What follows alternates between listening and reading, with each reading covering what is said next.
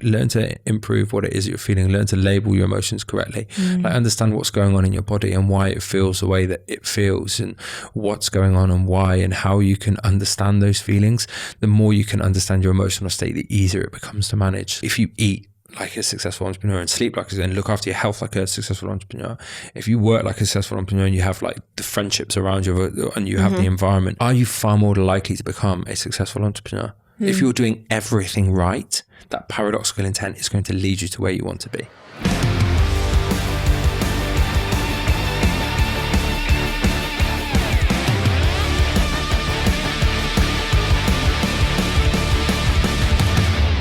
Hi, James. Hello. Welcome to the HoLT Survival Guide for Small Businesses. Thank you so much for having me. I really appreciate, to start with, how far you've driven today, because you have come a long way. I have. I've come from Essex. I've come from Colchester, the greatest city on the planet, to Manchester today. Yeah, 4.5 hours I think it took me. Just Mancunians are going to argue that one. So. Yeah. I thought I'd start on a really good foot with the audience. No, they'll hate me straight away. Yeah. So I have a really specific reason for why I've brought you here, and I'm going to ask you a little bit to tell us a little bit more about what you do in a second. But for context, James has been my psychotherapist over the last couple of years. He's someone that I turn to in times of need, and he is a renowned expert on mental resilience. And the reason I invited you to come on today is I know that mental resilience is a skill that business owners need. Yeah, for sure. And we want to try and dig into some ways that we can improve that. Yeah. So why don't you tell us a little bit about who you are and what you do? Well, thank you for saying first and foremost that I'm renowned. I think that anybody who tends to excel in any sort of their professional career always then really struggles to hear that they're excelling in their professional career. I think that's probably something a lot of your business owners would relate to. When someone says they're doing really well, it never really feels like you're doing that well. Yeah, it's like move along. Next subject. Yeah, that makes me feel uncomfortable. Yeah, I won Resilience Coach of the Year in 2023. Wow. And I was nominated for a Good Social Coaching Award at Harvard University. And I when people say, you're doing really well, you go, I'm not. And this is, didn't you write a book that went like 25th in the world? And you go, well, yeah, I did, but I'm still not doing that great. So it's really hard, but thank you. And that's, often a very common reflection where we struggle to see our own progress. But yeah, so I'm a psychotherapist and I focus on the development of resilience, so solution-based therapy. I help people identify their emotions, what's going on. Our emotional vernacular is terrible. I think it was Voltaire who said the limit of your language is the limit of your world. In a really fascinating study done by Brene Brown in the financial quarter of New York, the average person could only, I think it was accurately decipher 3 emotions, which was happy, angry, or sad. What? Right, yeah. So I help people identify first and foremost what it is they're actually feeling, like getting to that, and then understanding like the source of that. Really understand like, why am I feeling this way? If we can understand that every single attitude, behavior, belief is a conditioned response to the world, either through childhood or environment or epigenetics. Like we are feeling the way that we're feeling for a reason.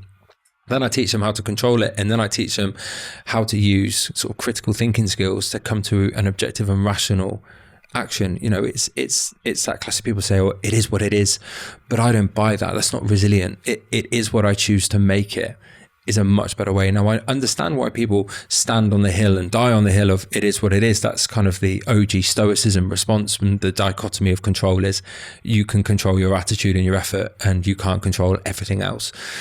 But sort of more modern approaches to stoicism identify a trichotomy of control, which there are things that I can control, my attitude, my effort. There are things that I cannot control, but there are things that I can influence. I think health is a great example of that. Health is a great example. I can't control not getting an awful terminal diagnosis of something horrendous next year, but I can influence my chances of not by looking after my health. So there's that. So my therapy is very much based around finding solutions, helping people understand and accept their emotional state, manage it, and then find solutions to it. And really, the origins of that came from working with athletes. So I'm ex-military. I spent 14 years in the British Army. I was in the Airborne Forces. I was in 7 RHA for 12 years. And then I finished my career with the reserves with Parachute Regiment for 2 years. And what I found was that I had to take some time for my mental health. I was really struggling. And I was working at Colchester Rugby Club doing their strength conditioning. And what I found doing the strength and conditioning was how much I connected with the players on a really emotional level, and actually finding what made these young athletes tick. And I learned lots about actually how talent is a real curse. And I learned lots about privilege and understood far more about privilege and childhood and upbringings and why people think the way that they do and how to connect with people from different backgrounds. It was such an amazing eye-opening experience for me. And then I realized that a lot of the psychological issues being faced by athletes were the same as that of soldiers. High performance, lots of pressure, fighting for the badge on your chest, but in the military case, the cap badge. And it was off at the back of that I then went to Bryce Norton and became a parachuting instructor. One of the British Army's first. There were 8 of us who were picked to become British Army parachuting instructors. And I realized that actually I could be applying what I learned about key psychological skills with athletes to young soldiers. And I started studying sports psychology. And I started applying that, and it was a huge improvement in performance. If you could get people to do things like visualize and manage anxiety, if you got people to have more faith in who they were and their capabilities and see things more logically and doing calming responses and all that type of stuff, jumping out of an aircraft is objectively scary. It's even scarier when you've never been on an aircraft before. And it's even scarier when it's military, because it's a low level parachute, it's a static line, and you've got lots of weight tied to your legs, and everything is going extremely quickly, and there's a huge amount of pressure. And from that, the British Army headquarters went, well, this is an interesting thing you've got going on here, and took me out of the parachute training school, made me second in command of British Army's mental resilience training. I actually ran resilience training for the south of the UK, which was just... And that's exactly why I've asked him to be on the podcast. Because honestly, when you talk about high performance athletes, high performance sports people, high performance soldiers and military people, there's obviously parallels we can draw to business ownership. Obviously, it's the risk isn't death usually, or severe physical injury usually. But there's definitely a propensity towards high performance and a lot of pressure, whether that's pressure that we put on ourselves, whether that's pressure from our responsibilities that we feel like we need to fulfill because we need to make enough money to keep our family alive. So obviously those parallels there, mental resilience is super important in business. There are constant unpredictable things that are thrown up, feelings that we have inside ourselves that hold us back. So what, in your experience, and I know you've worked with a lot of business owners, what are the most common themes that you see popping up in business owners and working age people that they struggle with the most? Well, I think first and foremost, people constantly trying to predict and control either the unpredictable or the uncontrollable. I try to reframe the situation so that individuals can understand that it doesn't matter what happens, you will be okay. So it's about developing that sense of self-efficacy. And there's lots of fantastic references to this throughout pop culture, throughout understandings, throughout individuals. So many athletes say, it doesn't matter who the guy I'm fighting is, it doesn't matter what the enemy is, it doesn't matter what game she plays. I have every faith in my capacity and my capability. So it's about developing that self-efficacy. If an individual believes themselves capable of managing a situation, quite often they are. So one of the things that we would have to explore is, because it raises that inevitable question of, why don't you believe yourself capable of managing situations? Why don't you believe yourself capable of managing unpredictability or managing challenge? Because lots of people think, well, I can't do that. And actually, of course you can. Muhammad Ali says, it's not the mountain which tires you out, but it's the stone in your shoe. And quite often people have this negative self-belief that they can't achieve something, when the only difference between them and a person who has achieved that thing is the person simply believed that they could. So they just went and did the behaviors. So one of the first things that I would do is say, well, why don't you believe yourself capable? And where do we learn that? Is that a courage thing or is that a conditioning thing? Because a child, an infant, doesn't lack courage. A child, an infant, will climb up on a kitchen side and try and grab a glass from the top shelf. And then, so actually, we condition fear into children. And so then how does that then project into your adult life? People who believe themselves incapable or unworthy of doing something, is that because they lack courage, or is that because they've had the wrong conditioning? And if that's something that has been learned, is that something that can be unlearned?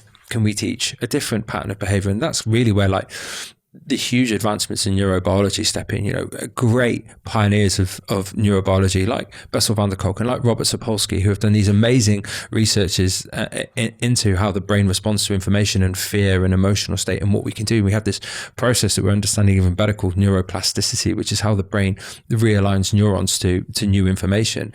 And using the process of neuroplasticity, can we convince people of a new fate for them, of a new capacity, of a new capability? Just because somebody, when you were a child said, you're not capable, don't do that, smacked them, shouted at them, made them feel small and insignificant, they've then carried that into adulthood. But if you say, well, actually, let's look at the evidence, let's look at how capable you actually are, let's look at the things you've already done, can we then begin to rewire the brain so that person then believes in themselves a lot more? And the answer to that is yes, you can. And I'm not saying that it's as easy as that. It takes time and it takes practice, and there's key psychological skills that we can teach to help them with that. And it definitely takes more. So in my example, I don't think as a young child I was ever conditioned that you can't do these things. It was more I wasn't surrounded by examples of people who had done it. But then in my teenage years, it was very much you can't because I didn't want to go to college and university, I was never going to be able to do X, Y, and Z. Or because I chose to have tattoos, or because I chose to not do this or not do that, I would never. And it was constantly, you will never because. And I internalized that. And then, and I wouldn't necessarily put that blame on my parents, not at all. But it was the environment I was in without those great role models. But then in my 30s, and it took all the way to my 30s, I started being surrounded by examples of people who could and who did and who believed that I could. But it took a lot. It would only take a few times of people saying you can't, and it would need thousands of times of people saying you can to undo that. Yeah, for sure. And I think when we're young, our brains are so vulnerable to negative information, because that's ultimately what we're doing. We're trying to learn about what is and isn't safe and how do we survive. We learn that survival through observation of our caregivers. Nothing about human behavior makes any real sense until you observe it through the lens of evolutionary biology. So we're looking to our parents, we're looking to our immediate surroundings as children. That's what we observe, and that's where neuroplasticity happens the most, in those developmental stages. So what ages is that like? So, I mean, it's from the moment you exit the womb, really. From the moment you exit the womb all the way sort of through childhood. There's, Dr. Alan Sufra did this amazing study. There's 180 families. They all had to be on benefits, and he observed them for 30 years. And even mothers who were mollycoddling the children from as young as 6 weeks, they then noticed behavioural difficulties in them in primary school. Yeah, it was so that basically the results of the experiment were that nothing is set in stone. So like personality and likes and dislikes of your caregivers, focus on primary caregiver, which was mother in this experiment. That does not dictate anything for you specifically, but what was one of the biggest indicators of fate would be the nature of the relationship that you had with your caregiver. So people who had quite anxious mothers became quite anxious people themselves. People who had like violent, traumatic relationships with their mothers would often then fall into poor mental health. The fact that all of the people had to be on benefits, so they all had to grow up in relative poverty, actually showed it was a really interesting result, because that was added stress on their childhood. And I think I'm right in saying that a third of them met the criteria for a mental health diagnosis by the time they were teenagers. Wow. Yeah. So it's really interesting how the relationship, the nature of the relationship with your parents dictates a huge amount of who you are. But I'm not saying that's set in stone, because there's always exceptions to the rule. Not only are there outliers to it, but there are also ways that you can undo that. We can have events and we can have things that happen to us. One of the fantastic things about the military is that it takes people from that kind of background, and it can, not always does, but it can instill a great sense of self-efficacy and self-reliance. And then those people do tend to leave the military and do become fantastic business owners, because they're very self-reliant, they're very sure of themselves, and they do tend to move. So just because you've had a difficult relationship growing up doesn't necessarily mean that you're going to be unable to be a good business owner as an adult. It's going to take steps that you have to advocate for to get yourself correct. Yeah. And it's so interesting, because when, I do work a lot with businesses and I work a lot with business owners, just like the differing childhoods and the perception. So like some people are really doing it for validation. Some people are really doing it to prove a point. Some people are doing it simply because they grew up in an environment where they were controlled and now they don't want to be controlled. Some of the very best business owners I met, who are mostly like brilliant and capable and fantastic people, would make terrible employees. Because they can't, I feel personally victimized by that comment. Yeah, you should book in with your therapist for that. But yeah, that's what we tend to find. So it is really fascinating. So working with a lot of these people, and often one of the things that holds them back is that's kind of internalized belief that I can't do it. But then they look at someone who is doing it, or who is doing what they want to do. And you kind of draw this parallel between, well, that person and this person, so this person who doesn't believe themselves capable and this person who does believe themselves capable. And the great irony is that the person who doesn't believe themselves capable is quite often objectively far more capable than the person who's doing it. The difference is that they're just doing it because their conditioning was slightly different. It was that study, I think it was like something insane, like 80% of the UK population at some point will struggle with imposter syndrome. And the joke is that the other 20% were privately educated. But that's like the joke, right? But people who grow up in environments whereby, and it can just be as little as parents were overly cautious with you, weren't allowed to explore enough as a child. You had a slightly overbearing mother who didn't encourage you into exploration. And so therefore, as an adult, you're less likely to explore, to take risks, to push boundaries. You might have a fantastic business idea and be really motivated and excited to do it. But actually taking those steps required to build that, because as a child, you learned that exploration wasn't safe. Yeah. You would walk to the end of the garden, your mum would run over and grab you by the hand and drag you back. It's funny because hearing that really validates me, because with my son, I was very much, and it might sound a bit callous, but if my son fell over, instead of me freaking out, I just, even if he was a couple of meters away from me, it would be a case of, "Are you all right? Did you die? Did you die? No, we good." And he'd go, "Oh, okay," and get back up, brush himself off, and off he toddles. Where I watched other mums in the playground that would run over, "Oh, Poppet, are you okay? Oh my goodness!" And they get all hysterical, and the kid would start absolutely crying his eyes out. I'm like, oh. I mean, your hysteria right now is feeding their hysteria, whereas my calmness and my matter-of-fact way of dealing with it, because that's what I'm like with myself. That's how I've learned. My dad would just sort of pick me up by the arm, brush me off and go, "You all right?"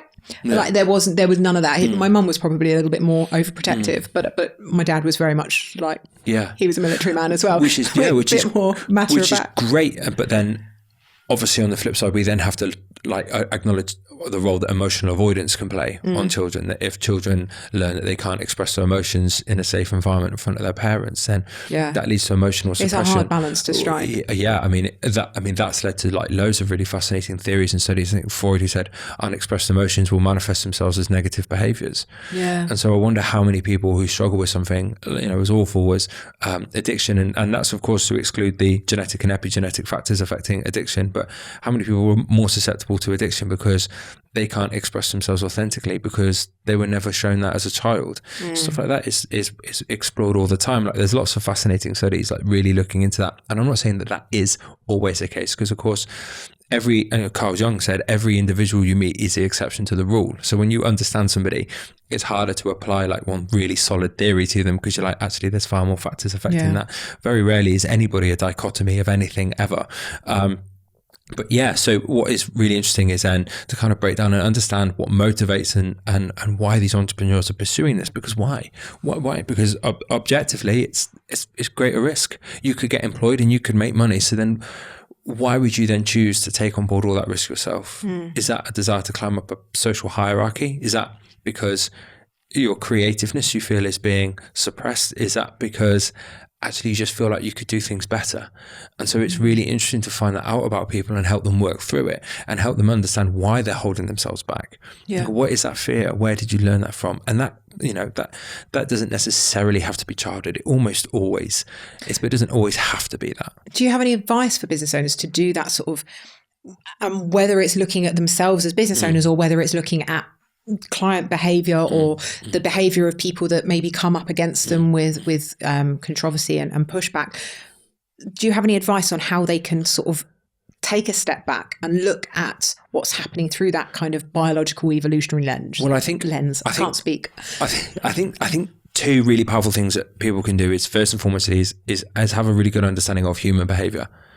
Like when we talk about, say, for example, controversy and pushback, right? So you're talking about posting on LinkedIn and someone's got something negative to say. Well, this is where our work started together. For context here, is I sought you out. I was aware of you already. We already chatted, but I sought you out for support because I was struggling with the attention that I was getting online. And it wasn't necessarily the negative attention, although that was part of it. It was just the fact that it was attention, because it was not a comfortable place for me to be and was never something I intended. And I sought you out to help me twist my perspective and process what was happening in my life, because I was going from, my life had gone from one extreme to another in a very short space of time. And my brain was struggling to keep up with that. And it was your advice that, and I haven't really had to come back for too much more support because it was so impactful what you said. So carry on what you were. So I think the first is as understanding why human beings do the thing that they do. Like you say, when a caregiver stops loving a child, the child doesn't stop loving the caregiver, the child stops loving themselves. We internalize people's responses, and actually I find we can carry that into adulthood. So when someone says something negative to you, or someone does something shitty to you, you internalize it. You think, well, that's about me, but it's not about you at all. It's about them, and what triggers you is you. So when you're putting a post up and it's like a really successful, and you're doing, I'm doing great, I've just, I don't know, signed my 1,000th client, like this is going brilliantly, and someone's got something really negative to say about that, that's a reflection of them, not you. But in the moment, that's really hard to do that. It's really hard to separate how it is that you feel from actually what's going on. So I think having a really good understanding of human behavior like helps us with taking that pause. Like sometimes there's the whole, what is it they say, that you shouldn't react immediately, like take some time and process it. And I used to react, and it, like in the moment I'd argue back with someone, or it'd be a sassy comment. Every now and then I do it for comedy's sake, but not from a place of, very rarely from a place of like anger and wanting to get one up on someone else. So I will hear something, or I will see something, and I will take a pause and say, is that about me, or is that about them? And if I allow myself that space to just ask that question, it triggers like the logical part of my brain and says, actually, no, it's not about me. This anger that is coming from this person is definitely about them, because actually what they say isn't true, because they don't know me. And would my friends and the people that know me say that about me? No, they wouldn't. So therefore it's not true. So now I can twist it back and go, I'm not going to, that's not going to go inside me. That's just going to sort of ping off the armor and go, I'm not absorbing that one. Yeah, well, in Viktor Frankl's Man's Search for Meaning, which is an incredible story, he says between stimuli and reaction, there is a space. And within that space is choice. Within that choice is freedom. And it's that ability. I love that. Yeah, it's the whole basis solution based. Oh, I feel like a new tattoo is coming on. So he's quoting Friedrich Nietzsche out of that, but he puts it in his book about Man's Search for Meaning. It's like one of the most incredible books ever written. He's I think he was a researcher in Vienna in the 1930s, a Jewish guy, and he got captured and he got sent to Auschwitz, and he has his life's work with him. And he hands it to this guard and he says, "This is my life's work. I'm one of the head researchers at Vienna in psychiatry." And he went, "Okay, cool." And he threw it on a bonfire. And he was a psychiatrist, and he survived Auschwitz. He all the way to the end. He made it, and then he wrote this book. And he wrote, and in this book, he writes logotherapy, and which is the therapy of purpose. And I'm going off on a tangent, but I promise you this does relate to what we're talking about. He does a lot about emotional control, and so I do a lot about solution-based therapy. It's about understanding your reaction, but choosing a response. And he does this this great thing where he basically, what I do a lot around identity, like who are you and what are you trying to become? Because if you, that's literally every business owner when we start, isn't it? Right? We're struggling with that. This is where I am, and this is who I've been told that I am for God knows how long in my corporate or in my job. And now I have the choice of who I am next. And I don't know who that is yet. So if you do all of the behaviors of a successful entrepreneur, right? So if you, everything. Wait, so we're not talking like get up at 5 a.m, have a kale smoothie and dunk myself in an ice bath, right? Because I don't think you can do that. Yeah, don't microdose yourself hypothermia. But if you eat like a successful entrepreneur and sleep like and look after your health like a successful entrepreneur, if you work like a successful entrepreneur and you have like the friendships around you and you have the environment and you have all of those, are you far more likely to become a successful entrepreneur? So what he refers to it as is paradoxical intent. And this is what I did with a lot of the athletes. So I did this with the Paralympic rowers, and I specifically did this with Lauren Rolls, who became the most successful Paralympic rower of all time. She's a wonderful client. We talked about paradoxical intent, like who are you?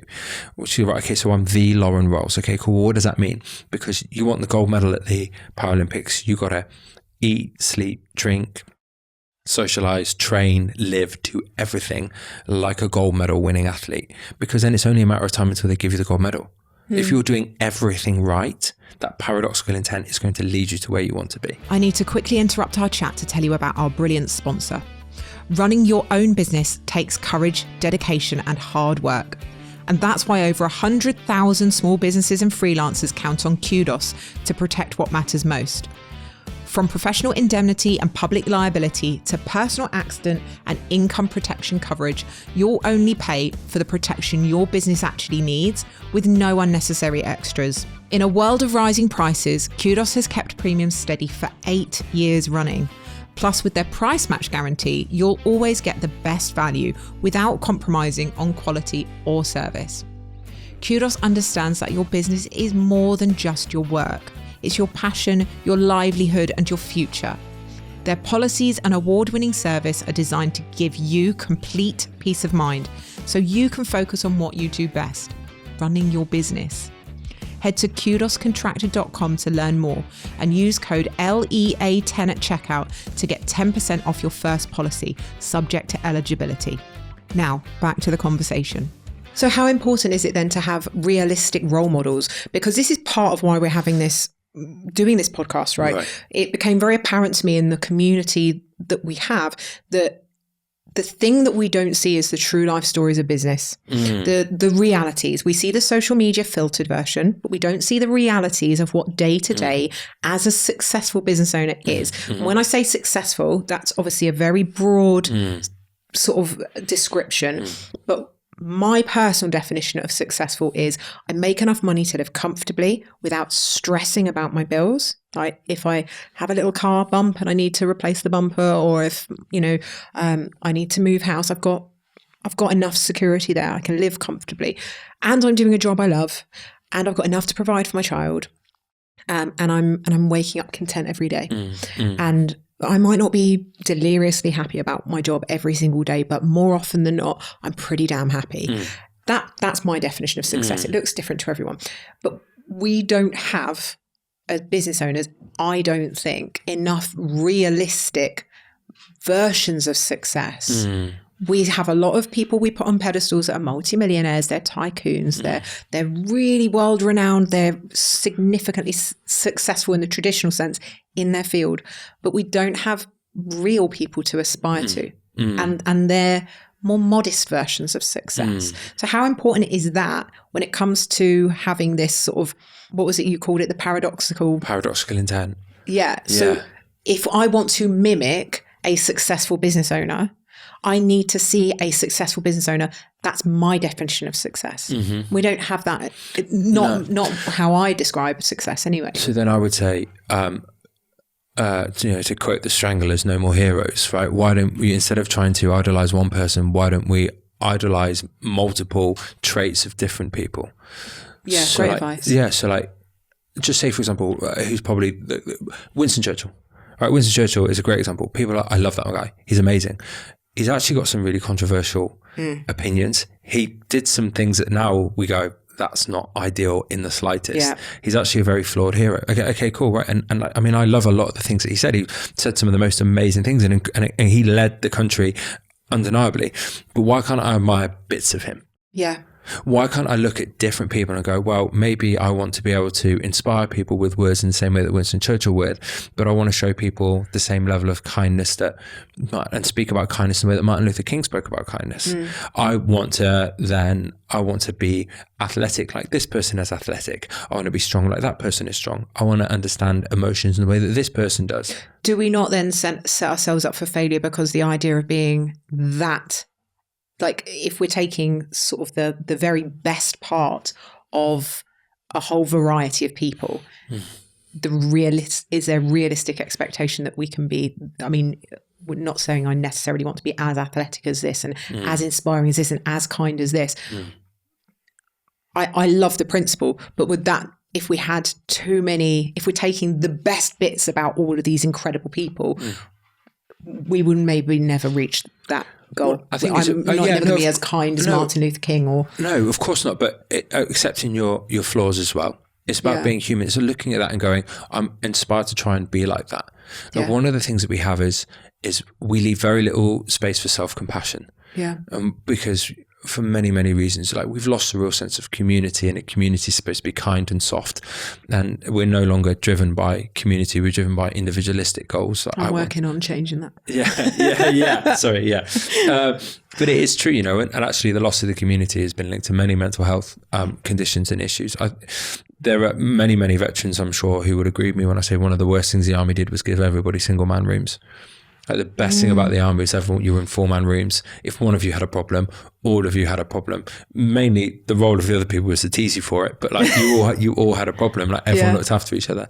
And then actually that single man room became individualistic, and it lost, like, the army lost a lot of culture. Wow. Which is a real shame. Yeah. And food became pay as you dine. So then we lost, like, you would go to dinner, you go to scoff, and you would sit there for 3 hours. Because there was just food, and everyone would talk, and you'd create relationships and bonds. And now people turn up, they eat, and they leave. And so actually, like, creating team and community is so important to helping people, because that's that mutual support. I don't think there's anything wrong with seeing traits of other people and going, I really like the way that he does that. I'm really inspired by the way that he does this or he does that. And actually, I want to then put that into my virtues. So maybe it's like the language is saying, I'm not trying to be as kind as Martin Luther King, but I would like to be kinder, you know, like him. I want to be more like him rather than as kind as him, as him. And I think we do it on, like, a much sort of lower level, rather than, like, idolizing someone at that level, but seeing something business wise, and you go, wow, that person's so business savvy. Like, they're so switched on to that. I wish I was like that. Well, how do they do that? And how can I be more like that? How can I take that? Okay, cool. How can I add that to my identity? How is it I identify with myself? And if I can add that trait, okay, cool. So I've got a friend, Dean Hammond, and I'm really inspired by his work ethic. Like, he loves what he does, and he's always coming at it with this energy of, like, I really love what he inspired. Like, he's so inspired by the stuff that he does. So I look at that and I think, wow, like, you know, I need to like copy some of that, because that's a really inspirational, that's a really admirable thing that he's got there.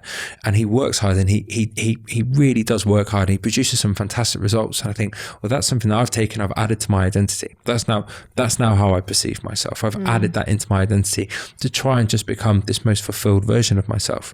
And I think that's really interesting. And to kind of jump, because I said that there were 2 points. So first and foremostly, understanding human behavior and why people do the way that they do is a great way of managing that negativity, and great way of managing those struggles. But secondly, I'm big, and I know that you really like this one, I'm big on the thought court. I love this one. And every time I've spoken about it to anybody or put it on social media, people go wild for it. They're like, that is brilliant. Please tell everybody, like, from the source of where I heard it, tell everyone about thought courts. This was such a game changer for me. So one of the things that is one of the biggest issues that we have with negative thought patterns is that they have this great ability to derail us, and we don't really see them accurately. They're often not based on evidence. They're based on irrational emotional experiences. So what I get people to do is imagine a court of law. So in a court of law, for anybody who doesn't know, there's a judge, there's a jury, there's a prosecution, and there's a defense. And what you have to do is you have to take your statement. So take the statement, I'm not capable. Fairly common statement. And you have to put that on trial. Now, it's a court of law, so only evidence is allowed. And at the end, the jury will decide whether or not that's true or that's false. So that's guilty or not guilty. The judge makes sure that only evidence is allowed, and the prosecution goes first and defense goes second. So your job is to prosecute against that. So if I was to say, take that statement, say, I'm not capable, I'm going to put that in the witness stand. Imagine putting that in the witness stand, and then I'm going to prosecute against that. So I have to prove why I am capable to myself. I have to go through that and go, well, you've got 5 world records. You spent 14 years in the army. You've developed this business. You work on Harley Street. You're involved in research projects. You wrote a book, and somehow you're helping to raise this 13-year-old brat. And I love her very much. Caveat. She is, caveat. I love her very much. But is it okay to throw a 13-year-old daughter into the sea every now and then? So then I take these statements of evidence of my capability to then challenge that. So I go, I'm not capable, and go, well, look at all of the things you've done. I'm collating evidence, producing this evidence to myself and saying, look at all the things that you've managed. Look at all the things that you've done. And by the time the prosecution has finished, the defense doesn't even want to pipe up anymore. Because you can't defend that, because I've produced all of this evidence, and the defense is, well, just because I feel this certain way. Well, the jury's obviously going to say you are capable. And once you've come to this logical conclusion, once you've put your thoughts in court and you've put it on trial and you've stuck it in the witness box and you've examined it and you've realized just how irrational it is, that allows you to put that to one side and say, that's not me, that's just irrationality. And it's partly what I found I was pushing back on is like I feel like I was raised to never be too proud of yourself. Pride is a sin, right? It's considered a sin. Don't be too proud of yourself. Don't big yourself up. Don't brag. Don't be too confident. Men don't like women that are too confident. It's intimidating. All these sort of little conversations that as I've grown up, I've been conditioned to believe that, be good at what you do, but don't talk about how good you are. You're not allowed to say how good you are. You just have to hope that other people are going to realize how good you are. But then I realized I've got to market my business. If I don't talk about how good I am, someone's going to hire the man that does instead of me. And I'm not going to, and maybe I'm the best person for the job. And it's my job to let people know that. But it feels so weird and against everything I've been taught as a woman and as a British person particularly, we have to be modest, we have to be humble, got to have that stiff upper lip, don't be too pleased with yourself, because it's a bad thing to be too pleased with yourself. It's like, how unhealthy is that we're told never to be too proud of ourselves? And it is very unhealthy. And you talk there, specifically about the conditioning of women and conditioning of girls. We condition girls to sit quietly and play in the corner whilst boys run around and fight each other and hit each other with sticks. Well, then based upon that conditioning, which one of those as adults do you think is going to be far better at marketing, far better at shouting about what they're doing and drawing attention to themselves and getting the necessary audience? Okay with taking a beating every now and being okay with taking a beating every now and having that kind of confidence whilst we're conditioning girls to sit quietly in the corner. So then actually, are we setting them up for failure? And is that just an element of control?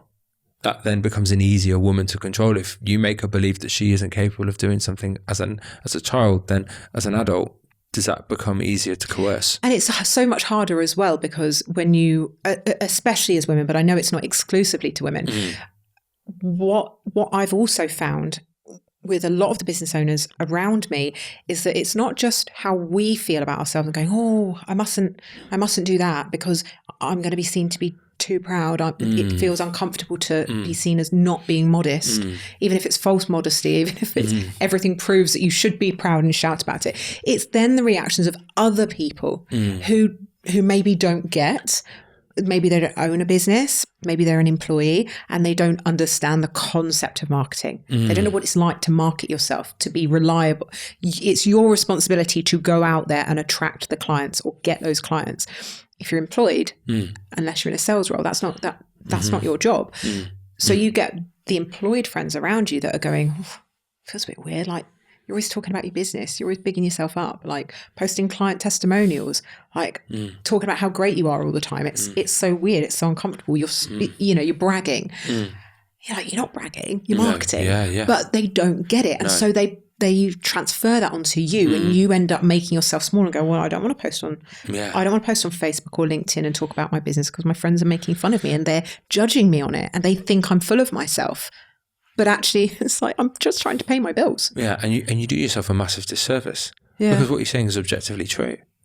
Like you're doing great. And so when we talk about understanding human behaviour, is it that you're talking about yourself too much and that's frustrating and that's annoying for them? Or is it that they don't have the same things to talk about? Yeah. Like they're an employee. So you're sitting there trying to talk about your business and they don't understand why that's important to you. Is it that they find that frustrating, or is it that they're envious of that freedom that they don't have? Yeah, maybe.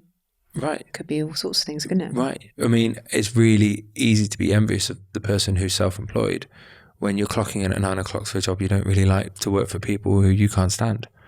You don't get to pick the direction of it. And so therefore it's just easier to project onto that person. Yeah. What's actually, some people might turn around and say, I'm really glad your business is going great. Please send me whatever you need and I'll share it.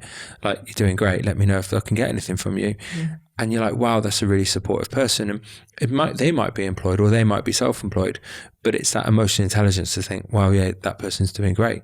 Yeah. And that kind of professional jealousy is really, really common. And it's just actually realizing that if, a rising tide lifts all ships. Yeah. That's one of my favorite phrases. Yeah, right. Like, you know, that's supportive. And I understand that lots of people really struggle with that concept because, again, we're driven by a very individualistic nature. Yeah. But actually, if you can change that culture and say, well, actually, no, we're a community. Like, if one person gets really far in this element and they have the opportunity to open the door for someone else, and then someone else, and then someone else, you know, that's one of the worst things about people who get in positions of power, when they then shut the door behind them.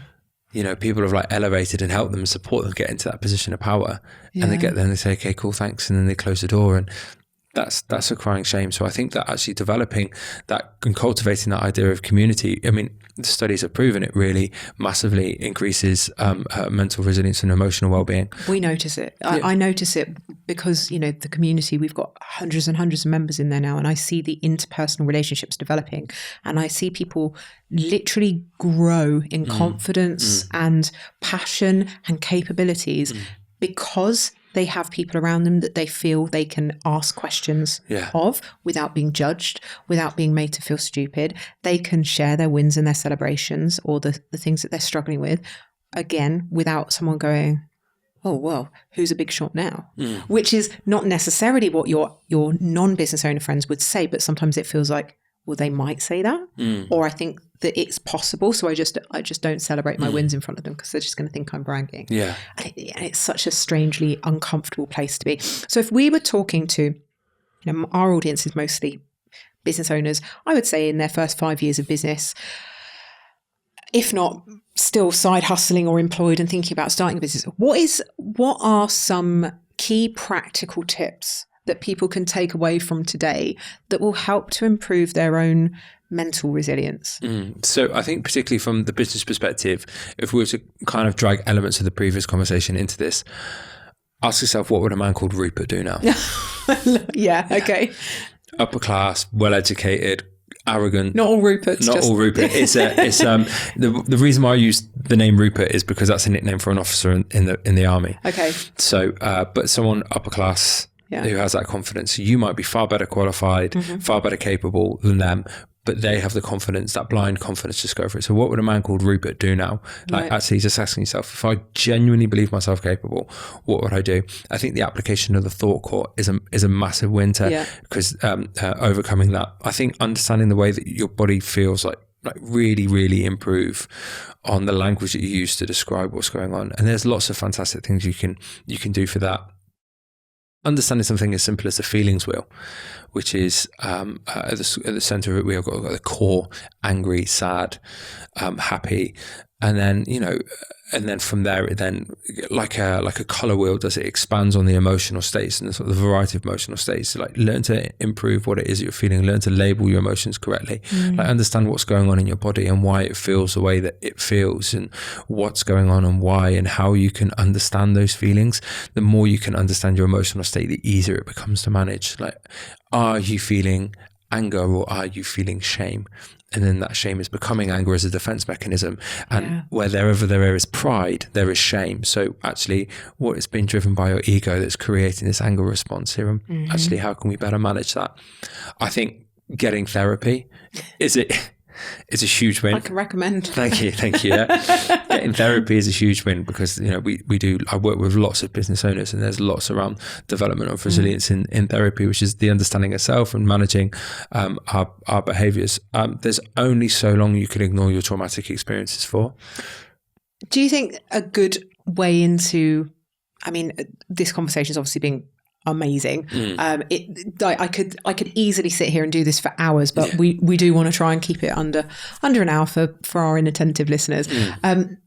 You've written a book, and I hear there's going to be more in the pipeline. There's one book. Yeah, there is one book out at the moment. And that goes over all the things that we've been talking about today, right? Yeah, so that's all about, you know, developing more positive relationships, understanding, setting boundaries. That's all about, like, your identity and your purpose. You know, how was the world better for you being in it, and how can you identify that purpose? It talks about emotional intelligence. I break down what emotional intelligence is and how we can utilize that. We talk about, like, the foundations of this and what it means. We talk about physical health and why physical health is so important to your emotional resilience. You know, the sort of psychoneuroimmune endocrinology that works both from the way that you think down to how your body responds to also how you can make your body feel to challenge the way that you think. So all of these things are tools that business owners, when we're talking high performance, whether that's athletes or anyone else, we have to be high performing in our business. Yeah. And that doesn't mean 5 a.m. starts and kale smoothies and ice baths, but it does mean improving the way we treat ourselves and the habits that we have to try to. I know that I need certain things on a day-to-day basis so that my brain just wakes up in the morning. I'm so busy all the time and my brain is so active all of the time that if I don't do things to optimize how my brain wakes up in the morning, I'll be sat there till 11 a.m. in the morning getting absolutely nothing done. Yeah. So Think Yourself Resilient is your book. It is. You can get it on Amazon. Get it on Amazon. Is there somewhere you can get it where we're not paying Jeff Bezos? Waterstones. Waterstones, yeah. So you can go get to Waterstones, special trip. If you're feeling really adventurous, go to the Waterstones at Colchester. You'll find some signed copies. Well, you assume there's any left. Well, I go in and they message me, and I go in and I sign them and I put them back on the shelf. Okay, so everyone's going on a road trip to Colchester. Everyone going on a road trip to Colchester, and you get a signed copy of my book. Yeah, there is plans for another one. But bear with me. So it'll take me another couple of years to write. You're a fairly busy guy. I'm a fairly busy guy. But yeah, so, and if you wanted to hear any more from me, I'm sure social media, James Elliott, you can find me easy enough. LinkedIn, obviously. His LinkedIn's actually very good. Thank you. Although you've only been using LinkedIn since I gave you a kick up the butt. She said you need to get on LinkedIn. Yeah. LinkedIn's such an interesting platform because, everyone on there wants to project the idea that they're the best at what they do. So you tend to fall into comments of either really supportive or really like undercutting. And I find that so fascinating. Yeah. You get like these brilliant comments and like really interesting people, and it's an amazing networking opportunity. Yeah. I've met some, self included, met some incredible people through it. But then you just get these really bizarre comments from people who are like, no. And then they're gone, and you're like, "Oh, I've just written about the neurobiology of trauma, mate. Like, care to like?" They just want to elaborate? Yeah, I did a presentation in the I was part of a presentation in the Royal Society of Medicine, and someone just commented, "Oh, dressing like a bouncer helped, did it?" Amazing. Wow. Yeah, sorry, I didn't Thank see you for your valuable contribution, Dave. Yeah, exactly. Cheers, Dave. I didn't see you in there, but whatever.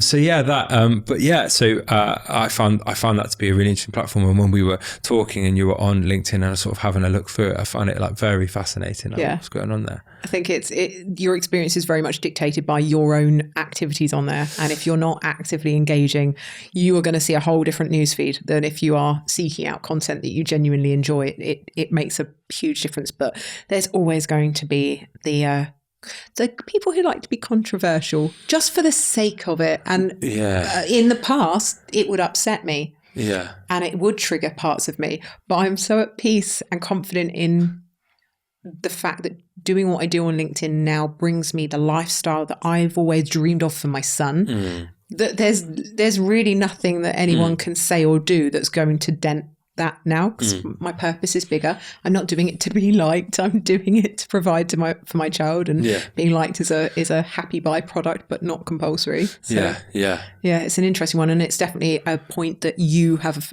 been significant in helping me to get to. Good. So massive thank you. My privilege. Thank you for that. My privilege is always, it's a privilege to work with people, and people tell you stuff that's gone on in their lives and their traumas and their difficulties and things that not that I've had any traumas or difficulties, No, but people do. And as a therapist, it's a privilege to be told that, and I have to remind myself of that. Like, it's a people wanting to talk to you about stuff that's happened in their lives so you can help empower them. Is a massive privilege. And it's reassuring to hear that somebody who understands so well human psychology, human behavior, and is an expert, you will still have that instinctive, oh, this feels uncomfortable being given a compliment. You just can't, it doesn't matter how much of an expert. Yeah. That's normal. Yeah. We just have to adjust to that. I think it's important to still get that. Yeah. It keeps you humble. Thank you so much for coming on today. Thank you for I think people are going to really love this one. Thank you. Good. Yeah. Oh, I've really enjoyed it. So thank you. Supporting small business owners is my biggest passion, and that's what my membership community, the HoLT, is all about. Inside the HoLT are more than 150 masterclasses from experts in every business skill you could ever want, and we add more every single month. There are also sales clinics, tech clinics, wellbeing support and advice, and discounts on a huge range of software and services. But it's so much more than just trainings and resources. Everyone inside the HoLT shares their years of knowledge and experience generously, with kindness and without judgment.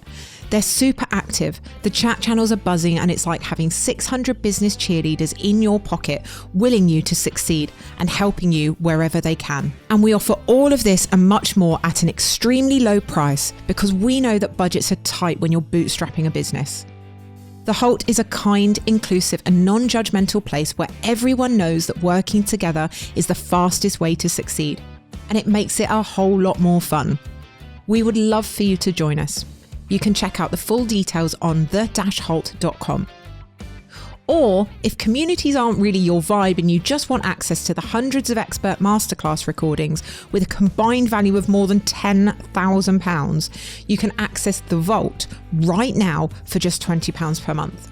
The Vault is all the masterclasses with none of the chat or distractions, just pure value.